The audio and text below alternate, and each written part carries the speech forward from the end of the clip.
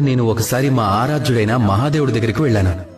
వెళ్ళగానే ప్రశ్నించాను, ఓ మహాదేవా, జీవితంలో ఆనందం, ఉత్సవం జరుపుకుని, ప్రేమని పంచుకొని, ఉల్లాసంగా గడపటానికి అన్నింటికంటే మంచి సమయం ఏది అని. అప్పుడు మహాదేవుడు నవ్వేశారు. ఆ తర్వాత చెప్పారు, జీవితంలో ఉత్సవం జరుపుకోవడానికి అన్నింటికంటే మంచి రోజు మరణానికి ఒక రోజు ముందు అని. ప్రేమ పంచుకోవడానికి అన్నిటికంటే మంచి సమయం మరణానికి ఒక్క క్షణం ముందు.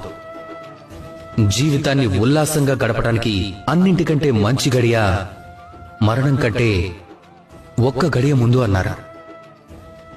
నాకు ఆశ్చర్యం కలిగింది.